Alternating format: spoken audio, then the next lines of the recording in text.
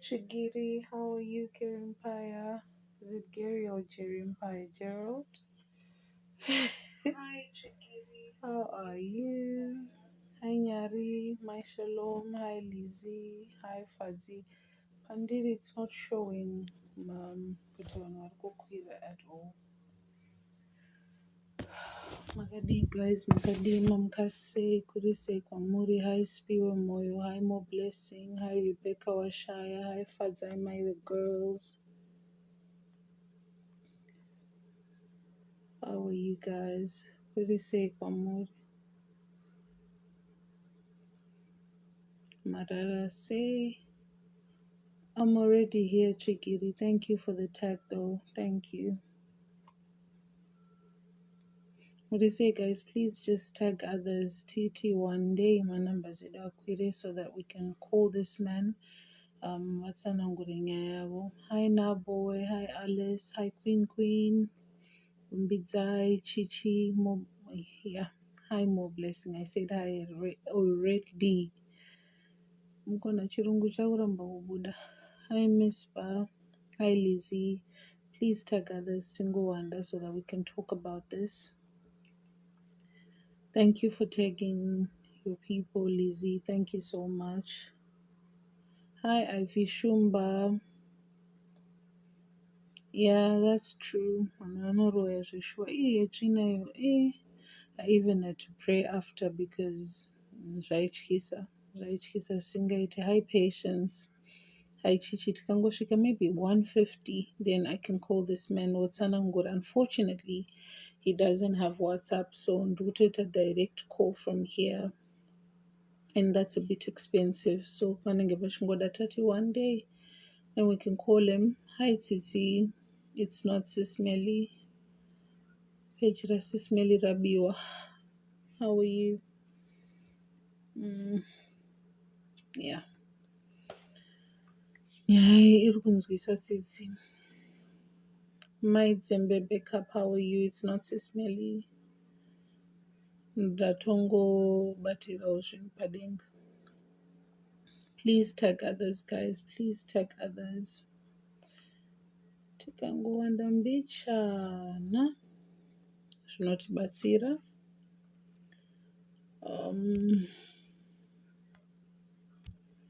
Ndokumbirawo mudane vamwe tiwande.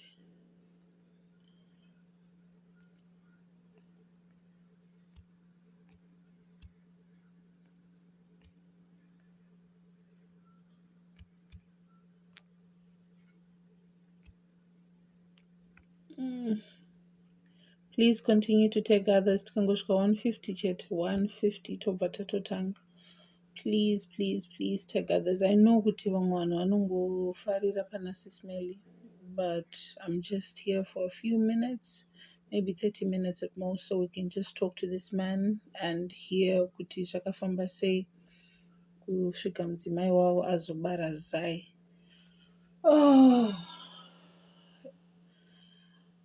Haasi kanaisa energy muvoice renyu kwaedza kare.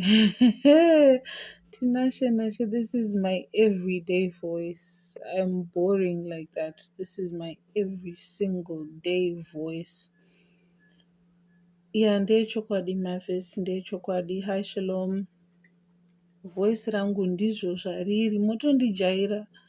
Tese tikauya toita kunge Sismeli hazvizobuda. Panodawo mumwe anenge akadzikamira achidzikamisa kuti aiwa so you know, achikuchidzira nerwesere. Voice guys, ndakabvira kare, ndakadai kuzvarwa ndakadaro. Ana Masivanda tiri mbwanyoro, tinozoruma kana matidena. Hi Sis Titi, hi Ivy Shumba. Thank you for tagging people. I'm going to call this man now so he can explain. Hopefully his network is good because vanenge vari kumusha. Muri kunzwa zvakanaka nti?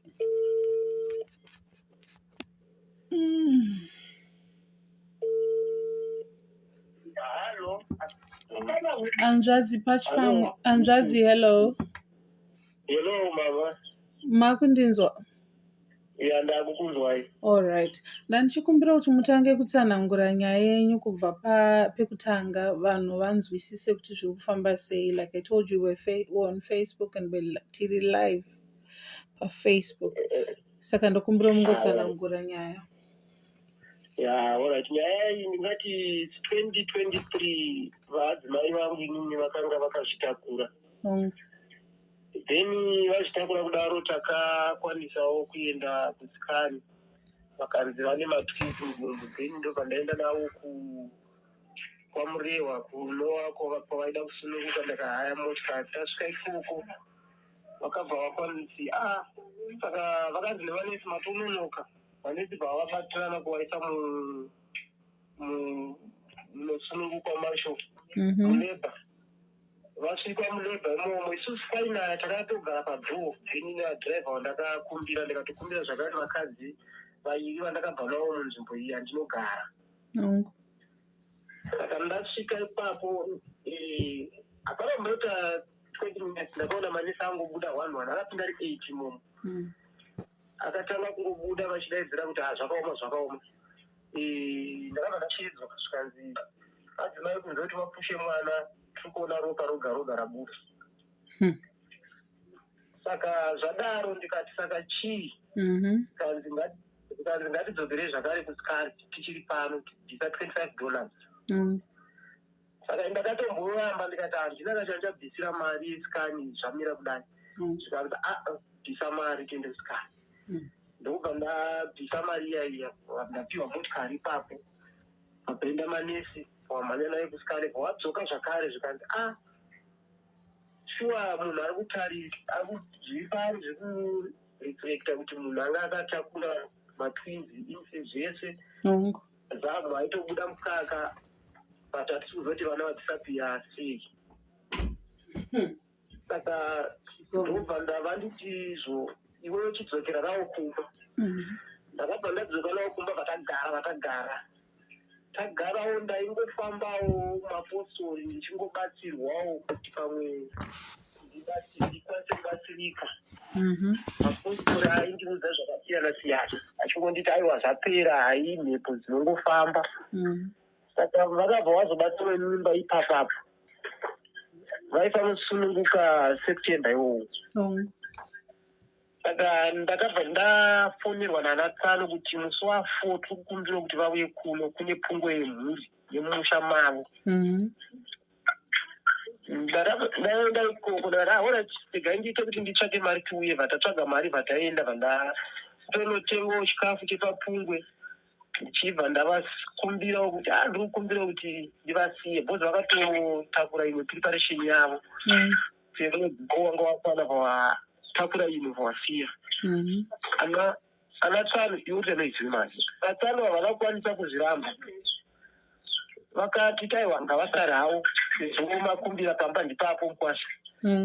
Ndasiya mari yekuti vanozotera nasisi wavo kana vakwanisa kubatsirwa zvakanaka.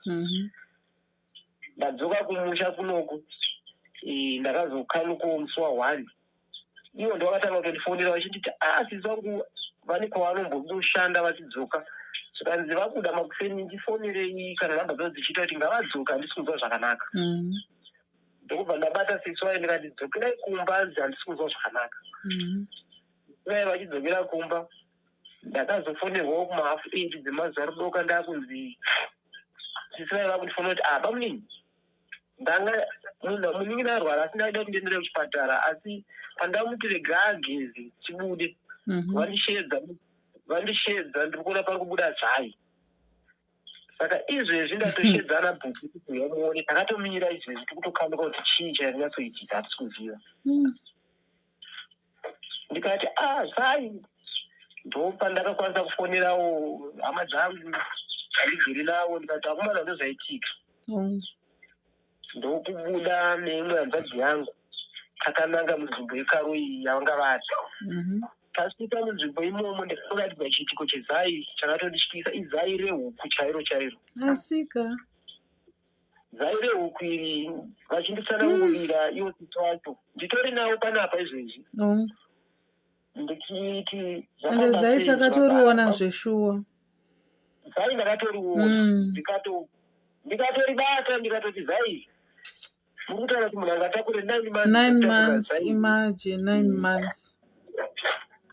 zvikanzi zvirikutotinetsawo handisi kunzwisisa nasisere kuti zvafamba sei.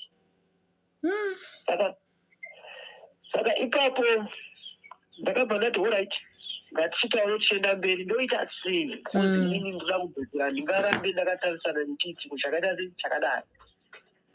Zvikanzi aiwa mangwana kuseni munobuda henyu moenda.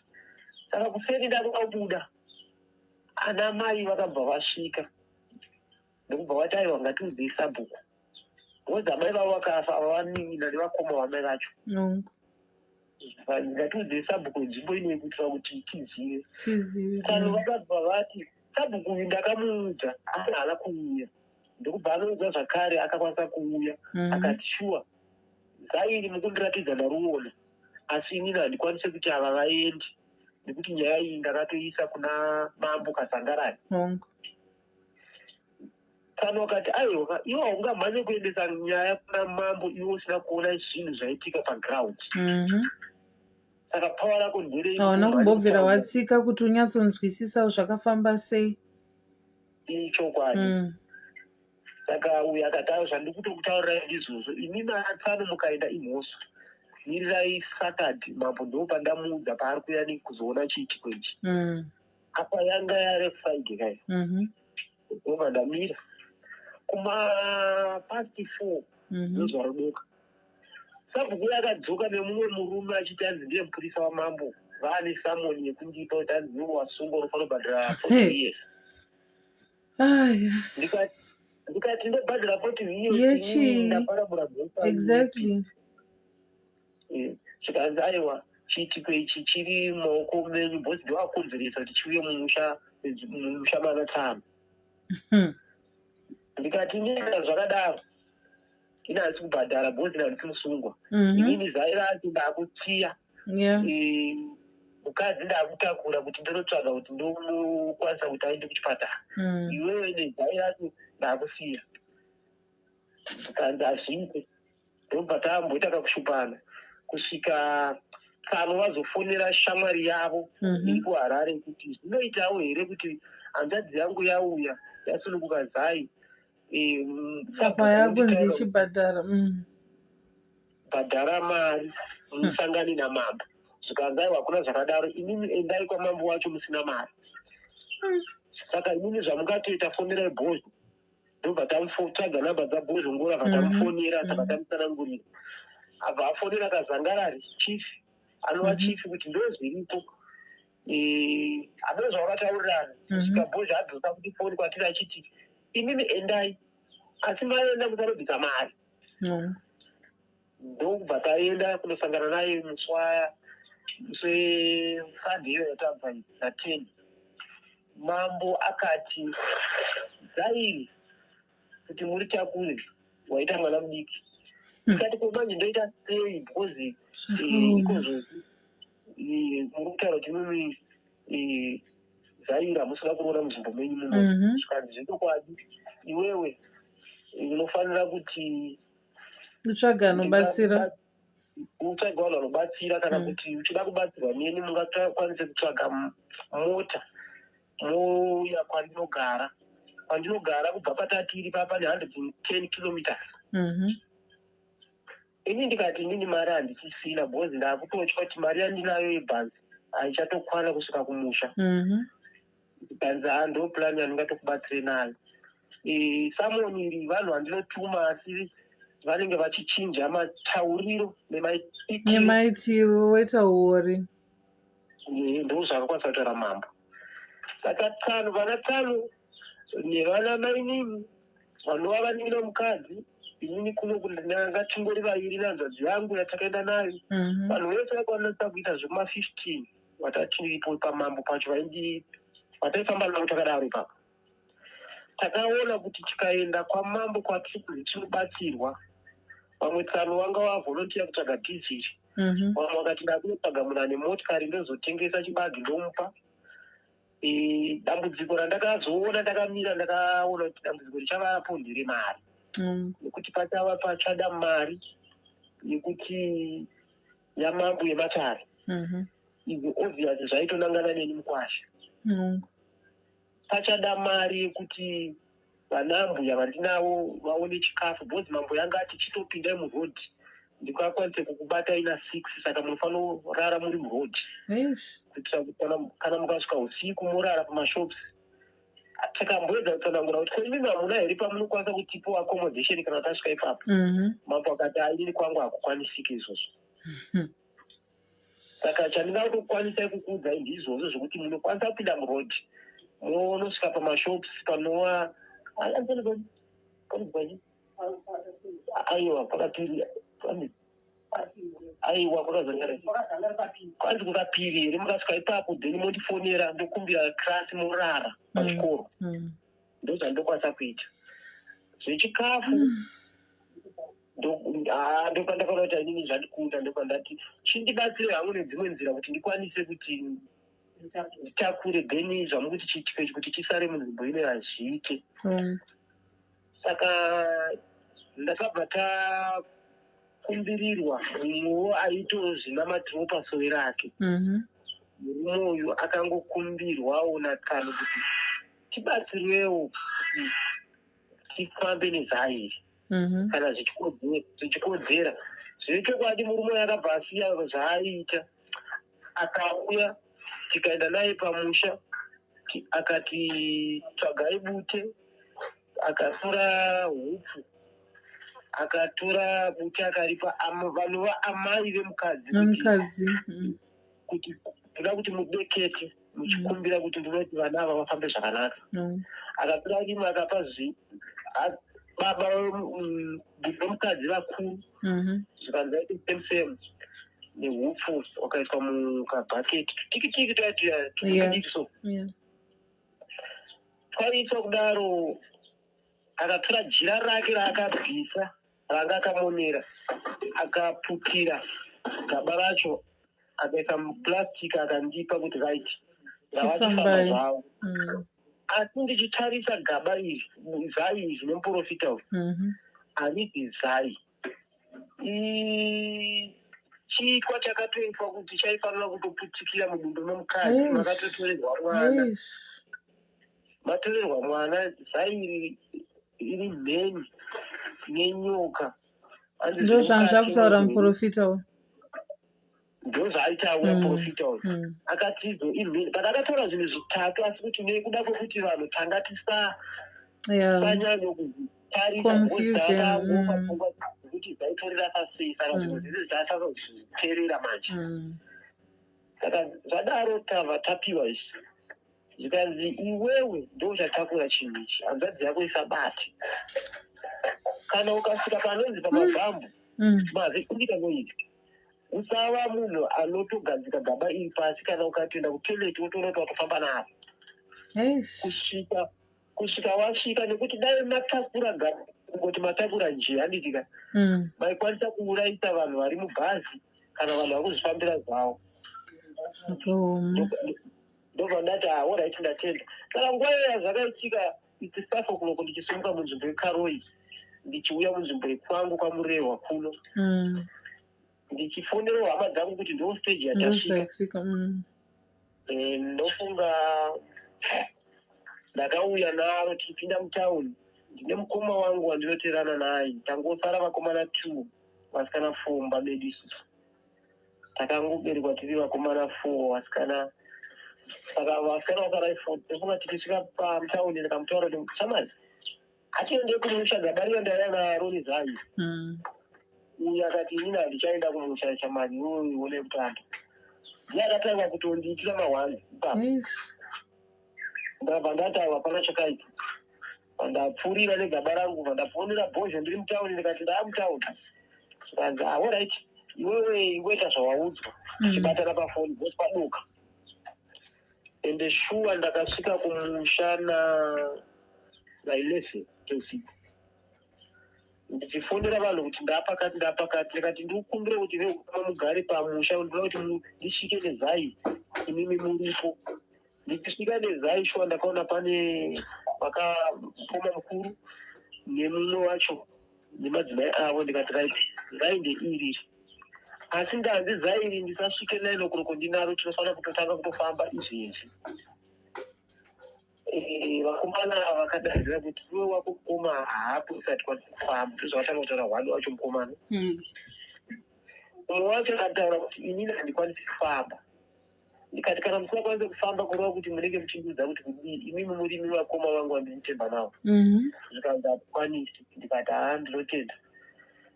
Saka zvadaro ndisati ndasvika ikoko ndinoti dzokere kumashure zvishoma shoma. Muprofita pane paakataura pandasirira. Akati ndinoona Zaini pane chiitiko chakamboitika chenyama yakamboshaika. Adzimai venyu vatenga huku, dzeni vatenga huku kudaro. Huku iyi pakaya imbwa yakatambura bhurera riri pamoto ikatiza. Saka ndakatozvifunga kuti shuwa zvakaitika zvinhu izvi. Zviri kutaurwa zvikanzi ndiri kuona ndo pamwe pakabva nyaya iyi. Nyaya iyi bhurera zvechokwadi rakatengwa nevanodidzirwa dzinzi ndimai nini mukadzi wabamunini. Halo? Ndiripo ndiri kuteerera nzvasi pana wangu achiti ndiri kutaurisa so ndandichida kuzama kumbonyarara. Alright. Saka zvadaro akangogumira ipapo zvikanzi kana muchida zvizere muudza vedzinza rako kuti ngavanditsvage kana kuti nhamba idzi. Kana muchida zvizere kuti ndini ndachitaura kuti bhurowera ndo pevamwe vari kubva matambudziko ese amukusangana nayo aya. Asi zvapari kubva matambudziko aya paida kuti mugare pasi mese. Asi handina kuona magara pasi ndaona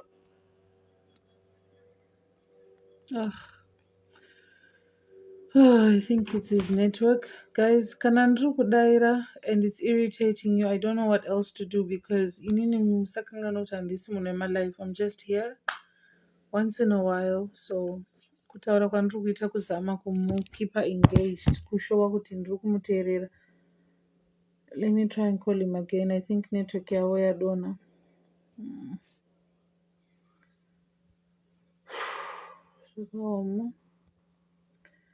Zvakaoma zviri kuitika munyika.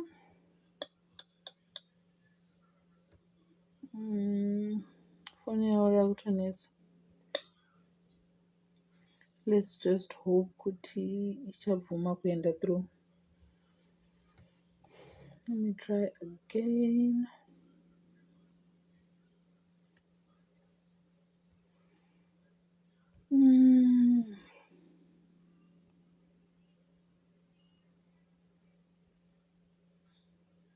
Musandichinje guys, inandisi Sismeli. Sismeli is her own person. Inini I'm my own person.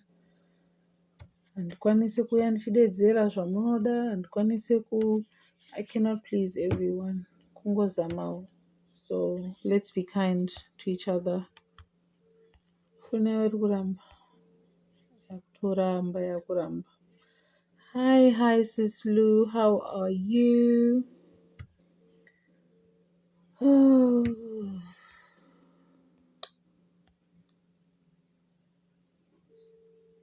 Yeah, now yakuring again.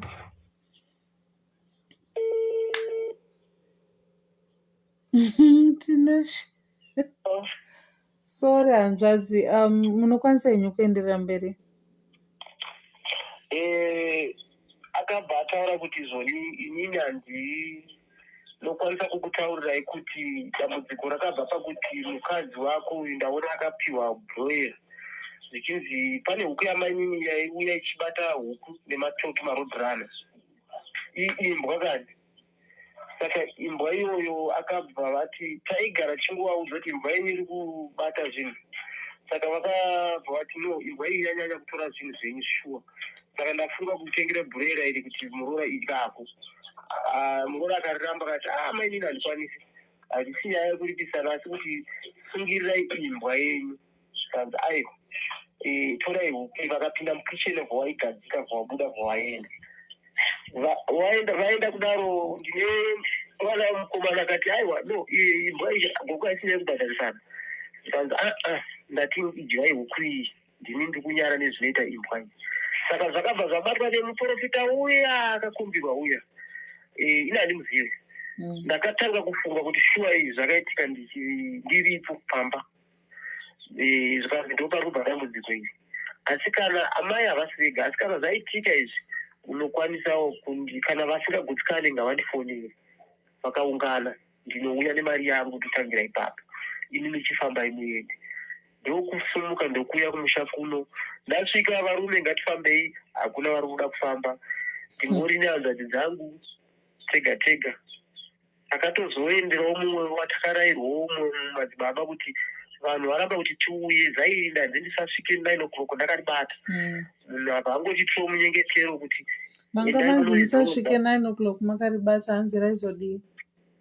Hanzi raikwanisa kuzondikwadza because iwe kuti uchiramba wabva kwawakabva wakaribata unaona karoni, then uchiramba uchingoribata hazvisi kutendera kuti uchiramba wakaribata. Asi dai vedzinza vanga vabvuma kufamba, raibatiswawo mumwewo muchifamba. Saka iwewe pache zvako neropa rako kuti richiramba richienderana nechinhu ichocho hazvisi kuenderana. Ndo maudzibva ndakaitwa. Saka ndakabva ndaendera umwe madzibaba kuti chandibatsirowo, ona kunzi ndisarambe ndakabata chinhu ichi, vanhu varikutamba kufamba. Ndinadzo hadzidzi dzangu dzandinadzo dzinokwana kuita 4. Mombe yacho nditori nayo panapa, vamwe vari kutosvika, vamwe vambonodongorera kumba. Ndasvika ndaudzwa kunzi endai munoririsa pakati muisa ipapo, kusvikawo kana nzvimbo iyoyo kana vasina kunzwisisa munonovaratidza kuti zvairiri apa, asi iwewe chirega kuribata. Umwe ndiye anobata vane shungu kuda kuribata, unongovavhurira pamakariisa. Vatanoriisa musadi merwizi, then vataricherera vatarisamunamanga. Ndo mamiriro akaita nyaya yacho. Asi adzimai mazamu ari kutobuda mukaka, chevakuru hachisi kuonekwa kuti chakaenda kupi, shupa yakabuda. Saka izvezvi nditori kuchosha kuti ndinzwise kuti dai ndawana vanondibatsirawo kuti handisi kuziva kuti mudumbu macho makamira sei. Zvakaoma hanzvadzi, zvakaoma. Sori zvenyu nedambudziko ramapindana naro. Sisi vacho nyakutambira zai vachiti vari kugashira mwana. Ndinavo panapa hama dzavo dzakatonditi pamuchafamba pese vanenge varipo. Nemumwe wacho ari kwanisa kusvika nhasi futi kubva munzvimbo yeHurungu ari kuuya futi kuti ndikwanise kufamba. Ndofunga ndo vandinawo izvezvi nevangu sisi. Tingade kuvhunza hanzvadzi kuti saka pari zvino mudzimai wenyu ari sei, akazvitambira sei, ari sei? Pari zvino vari kuti musana negumbo ndo zviri kuvarwadza. Mudumbu vari kuti izvo muri kurwadza. Apa mudumbu hamusati makwanisa kuenda kusikani, mati muri kwaMurewa handiti? Ndiri kwaMurewa panonzi paCross. Alright. Cross Sad. Alright. Saka makakwanisa here kuenda kana kwachiremba mapedza enyu kuita zvematare mamwe? Kwachiremba makaenda? Vari kunoku vanoda mari. Saka pamari yacho ndo yataimbotsvaga kuti pamwe dai tawana munhu anoda mbudzi. Ipapa tine kwatambobva kuti tinotsvaga munhu anoda mbudzi, tasvika munhu iyeye. Ndambonzwa paya. Saka ari kuti hambudzi yacho ndakaiwana. Saka tanga tafunga dai tanga taiwana taibvudzi pakurodza kachiremba wacho vandoda mari. Vandoda mari, havataurike navo vakomana vacho ivavo. Zvakaoma. Asi kusimba vari kukwanisa kudya here? Vari kuzvifambira vari sei? Kufamba vari kufamba, kudya haporiji kunyanya. Sadzawo ndizi pano haporiji nemuriwo unenge ungori nesupu yakangoti kunyanya poriji. Zvakaoma hanzvadzi. Saka kuchipatara kwacho kunenge kuchidiwa mari? Ndisingazo kunoku kwandiri inini kunobva pandinogara inini kunosvika kwaMurewa Center it's $5. Kuchipatara ndisingazoziva kuti kuchipatara vanenge vakuda kuti vashandise michini yavo kuti vanenge vakudzoserwa futi pasikani here kana kuti vanenge vakutarisa neimwe mutoo ipapo ndisingazoziva manje. Alright, hanzvadzi regai ndimbokudonhedzai mbichana ndingozama kutora vamwe vanhu apa ndinzwa kuti vanhu vari kuti vari kufunga kutobatsirana sei. Ndokufonerai manje manje. Yeah, alright. Alright. Guys, sorry I had to hang up because direct call ndinofa nemari dzacho pakaipa. So vari kuda kukwira tibatsirane, ndokumbira mukwire. Regai nditsvage picture yezai racho, but vari kuda kukwira ingondinyorerai kuti add. Vari kuda kufona namba ndidzo dzakapinwapo +447935185943. Vari kuda kuedwa, mongobaya kuti add ndokuedhai tobatsirana toonesana kuti how best can we help this woman. Mukadzi wacho haasi kutaurika naye guys zvacho. Say yes Elive. Annabel Masivanda, how are you Elive? Mukadzi wacho is in a state guys, haasi kutaurika naye. It's just sad. Chandakakanganwa kubvunza just now ndechekuti vane vamwe vana here, ndiyo mimba yavanga vanayo, because vambotaura kuti vakambobuda ropa paya zvekare vatakura imwe mimba. Saka zvakaoma. Pana kuda kuedwa here, vari kuda kufona tipana nemazano tingoona toita sei. I'll call him back, but ndamboda kungosavha time just for now kuitira kuti tikwanise kuenderera mberi. Ndotora kutsvaga pane picture. Inyaya yemudzimai kuzongoonekwa kwaane zai. Oh my goodness me, network yangu. It is very sad. Ndokumbirawo vanoda kuedwa vauye padenga, vanoda kufona vafone toona kuti tovabatsira sei babava. At least tikangokwanisa kana kuvabatsira even iko keshoma kungoti vaende kuhospital, at least vanoita scan wowanawo mapiritsi emusana chete. Kukumbirisa guys, upenyu ndokubatsirana. Mangwana ndechekwavo, mangwana chinogona kufumawo chaakwako. So let's just be a sister's keeper. Paitewo chinhu one chiri kuvastressa zvinonzwisisika, kwete kuti vari kufunga mabills, vari kufunga zvemwana, vari kufunga zvakawanda.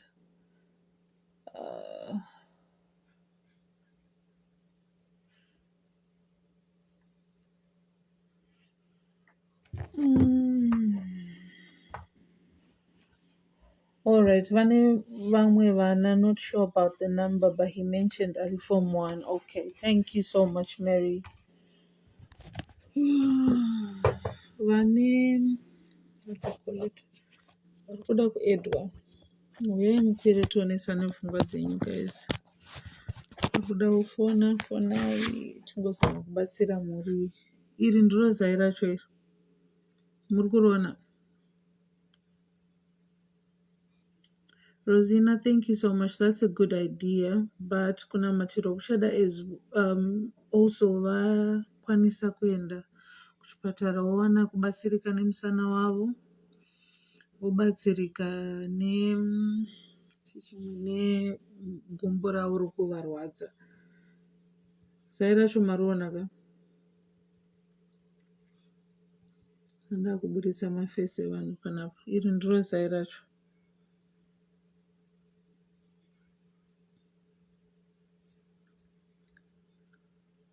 Vakatobuda mumunhu 9 months, munhu akatakura mimba achiti muchabuda mwana, pobuda zvapo zai rinenge rehuku guys. So we are looking for help. Vanoda kubatsira,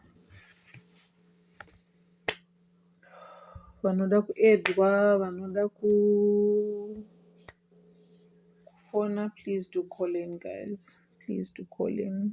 Tina nguva yakanyanyisisa tiri pana kuda kungozama kubatsira baba vanokwanisa tibatsirane navo, tivawanisewo mari yekuenda kuchipatara. mukadzi aenda anobatsirwa musana abatsirwe as well negumbo rake rokumunetsa. Just imagine wakatakura nhumbu uchiti pakuzonoita mwana muchitopembera muchiti mwana akuuya, matotenga preparation, pakatotakurwa bag repreparation, and then the next thing is zvonzi hakuna mwana, kwabuda zai. Preparation iya mudondo. Oh, God have mercy. Sorry guys, can go mute just a minute.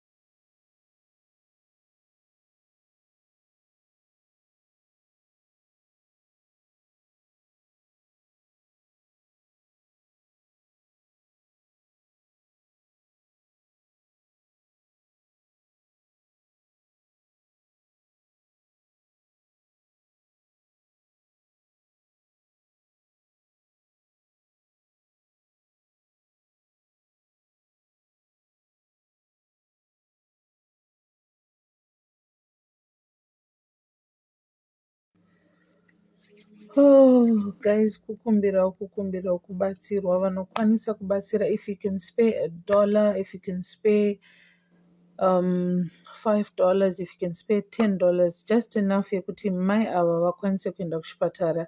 Vachada kunoitwa scan. Yes, vakaitwa scan twice. Muchinzi mune mwana.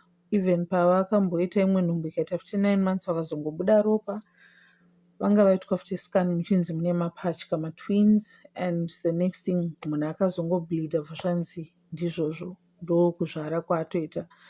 Now it's the second time again vazvara zai, and she needs to go for a scan. Vari kuda kuenda kunoongororwa gumbo ravo riri kurwadza vasikwanisa kufamba. We're not even talking about the emotional damage yazvaita kwaari mukadzi uyu. State yaari guys, mukamuona munonzwa tsitsi. Zviri kurema, zviri kurwadza. And I don't know kuti nyika yedu akazvarira pamba because nhumbu yakatanga kurwadza vakuda kuenda kuchipatara, ndopaakazongogomera, shupa ikatobuda, and then vapabuda zai. Asi hanzi chevakuru hachina kuonekwa. And I was talking about zvaari mukadzi uyu ari panguva yakaoma, ari kutadza kana arongogomera guys, and unenge wakutoona kuti saka miri wangu wakutoshandiswa. Saka kukumbira vanokwanisa kubatsira whichever way that you can. Ukakwanisa kuvaisira $1 paeco cash, ukakwanisa kuita anything that you can do. Let's just extend a helping hand because muri iri panguva yakaoma. Time yandatanga kutaura nasisi vacho vanga vachitobva uchitonzwa kuti munhu ari kufamba vane mbudzi vachibva kunozama because vazama kunotengesa kwekutanga vakazodzwa nzani nganga achitsvaga mbudzi, and they went ikoko. Vasvika munhu wacho akazoti mbudzi ndaiwana kare, saka they had to take mbudzi yacho back home yavanga vaenda nayo. Hapana, mari yatoshayikwa, munhu ari mumba ari kurwadziwa, scan hapana chakaitwa. Saka kungotsvagawo kukumbira kubatsirwa, movabatsirawo if you can extend a helping hand. Kutokumbirisa guys, nemutsa wedenga, if you can find it in your heart, just please help this family. Nyika yedu chii asi zuro aiva mwana aisa chingwa mupenti chichidyiwa. Mwari pindirai muZimbabwe Jehovah, amen. Zvakutyisa, zvakutyisa. Amen, amen uroyi wacho. Ende manzwa kuti pane munhu akatombouya nehuku akasvika akaigadzika mumba akati aiwa huku iyi. Saka unoita kunge uchangogara wakangonyarara because whatever you say to a person munhu anotongozvishandisa against you. vakataura kuti hatisi kuda kubhadharwa huku, asi the next thing is munhu akuita zvakadai. So saka zvinonetsa guys, zvinonetsa. Kukumbira, I'm coming to you nemwoyo I'm begging you guys to please help this family. Ndakumbirisa muri iri kuda rubatsiro, mukadzi nguva yari yakaoma. Is there anyone who wants to be a co-host, please? Anoda kukwira auya ataurewo pamwe mumwe akakumbira mazwi enyu anonzwika. All we want is help for this family guys. Kutokumbirisawo nemwoyo waMwari, nemutsa waMwari. Vanoda kuisa eco cash, vanoda kuita world remit, vanoda kutumira £5, vanoda kutumira £50, wherever you are guys. Ngatingonzwai kusundwa nemwoyo waMwari, tibatsire mhuri iyi nekuti zvakaoma. Zvekuroiwa kuchipatara, vanonofa, ngavaiti zvechivanhu. Zvechivanhu zvinobatsira Caroline, asi kuchipatara vari kurwadziwa nemusana, havasi kugona kunyatsofamba zviri normal, havasi kuva nemusana uri kurwadza, gumbo riri kurwadza. Saka pachada kuitwa futi scan zvekare kuti vaone kuti zveshuwa mudumbu hamusisina chinhu here. Apa zai racho seems to be dangerous. Hanzi rine zvinhu 3 mukati, nyoka, meni nechisina kuonekwa kuti chii. That is very true, no matter. Zai racho hanzi riri dangerous. Sami, hanzi vaiona mune mwana pese pavaita mascan, but pazongozvarwa zai. Apa hanzi vakatogomera, zvinotoita munhu ari kutobara chaiko, kutogomera, kutoscreama, kutochema, kutoita kunge munhu ari kuburitsa mwana. Next thing pane zai, mwana haachaonekwi, hapana chiripo. Saka ndopari kuda kuendwa kuscan zvekare, nekuenda kunoongororwa kuti chiri kuita kuti gumbo rirwadze chii. So I'm coming to you guys and asking for help. Vanokwanisa, vanoda kubatsira, vari kusundwa nemutsa nemwoyo waMwari. Tokumbirisawo, tokumbirisa, takumbira. Please get in touch. Those that have opinions, kwirai mutaure zvamunofunga. Tokuedai zveshuwa chingwa chehondo pakaipa. Hanzi huku yacho ndivo vakatozonoibhadhara kwayange yatorwa kwacho. Imagine.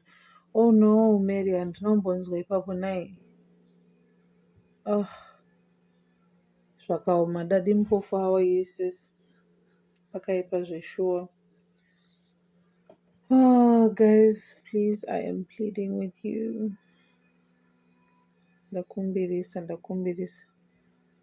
Ndakumbirisisisa. Kumbira mubatsire mhuri. Unokwanisa kubatsira. Those that can help with $1, £50, £1, whatever you can help with. Even ikangokwana kana $100 chete. Vakwanise kungosumuka kubva kwavari vati $5, vakasumuka vanhu vatatu, murume wemukadzi wake namukoma wemukadzi, voenda kuchipatara. So that's 15 kuenda kudzoka. Chipatara ikumusha might charge less. Scan maybe 20-30, so 100 at least. Kukumbira. Dai munyika machiswa mutemo wekuti varoi vasungwe tanzwa nekushungurudzwa navo vedu vezveshuwa, but you know our law says hakuna chinonzi uroi. So yet we see it every single day. Stacy Mtepakwe, chingwa chakaiswa mburugwa vachadyiwa nezuro. That one, I even had, like I was saying, ndatonamata because zvanga zvichityisa. Saka dumbu ravo rakasera here kuratidza kuti vasvara. Ndichavhunza mubvunzo iwoyo sisviji kana ndavafonera zvekare. For now, ndichida kuti ngotsvaga a few people that might want to contribute. Mari ingokwana $100 chete kukumbirawo. ndokumbirisawo vanokwanisa, please please please help. 5 pounds, 5 pounds, 5 pounds, 50 rand, 50 rand, 50 rand. Mwari vachitibatsira tichienda takadaro. Zveshuwa zvinodzimba mwoyo, sis Rebecca, zvinorwadza. Vanokwanisa kubatsira, please please please help. I need a co-host to come up here ambondibatsirawo kubhega. Vanoda kukwira padenga pangubayai, ingotaurai kuti add ndokukwidzai. Vanoda kufona, namba yekufona ndiyo iri pasi, 7935185943.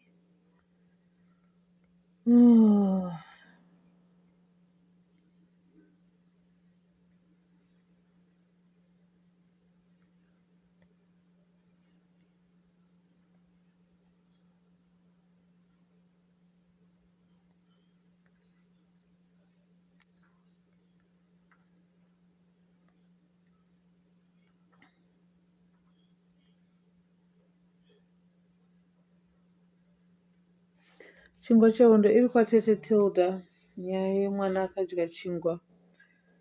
Chakazopuwa chechitu chakazoita sei naye? Akazochidya here? Handina kuona that part kuti chaakapuwa chechitu chii chakazoitika. Ndakapedzisira kungoona paya chinzi ngapuwe chimwe chichi after apedza chekutanga chiya, but handina kuzoona kuti zvakazofamba sei.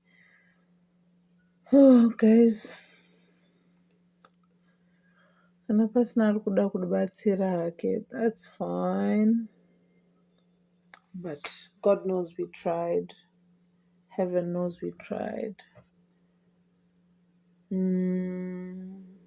Thank you so very much for your time. Mese. Maitazo yenyu. Mwari ngaakupei zvishuwo zvemwoyo, akuchengetei, akuvhungamirei. I hope and pray that you all have a beautiful day. Oh, I was supposed to call this man back. Pane ari kuda kukwira here? Avabvunze mubvunzo, anenge ane mubvunzo. Ndingovafonera back for maybe 4 minutes. Kana pane ari kuda kukwira achivabvunza mubvunzo, munenge musaite zvokufona kutoita kukwira pari palive. Tovafonera mubvunza mubvunzo yamunoda kubvunza.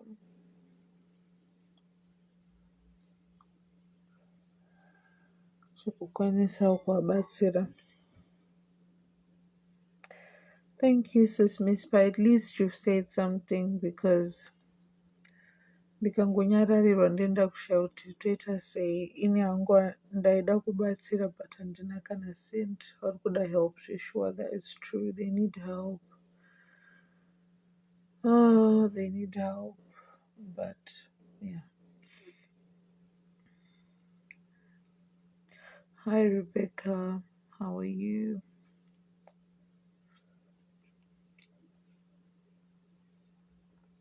Tachangobatsirana guys. Inini yangu nditori willing kuisa yekubatsirawo. I'm willing to add kuti tivabatsire.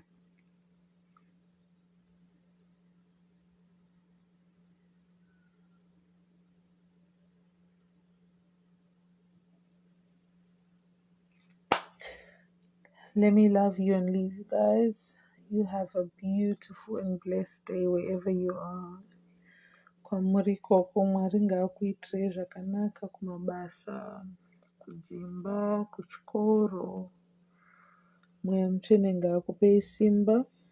Wherever you are lacking, may God remember you. May God favor you all. May God favor your generations and their generations to come. Wese ane chiri kumutambudza, Mweya Mutsvene ngaakupe zororo. Mweya Mutsvene akudayire pane chese chauri kushuwira. Whoever is feeling lonely, forgotten, unloved, may you remember that God loves you. And may God give you the biggest and warmest hug. Kune vese vari kushungurudzwa nemweya yerima, I pray that the good Lord shows himself in your life and shows off. May heaven remember you. May his angels guide all of you and surround you. Nerushowa Redenga. May God bless you. Oh, you're welcome, Chichi. You're welcome, and Lynn. Amen and amen. This is just, I think people are at work now. Yes, people are at work. That's still fine. Anenge angosundwa namba dzangu ndidzo idzo. You can please get in touch. Inini rega ndirare ndikubva kubasa. Even my voice is not agreeing with me right now. So, yeah. Bye bye, guys. Mwah, mwah, mwah. I love you so much, and God loves you more.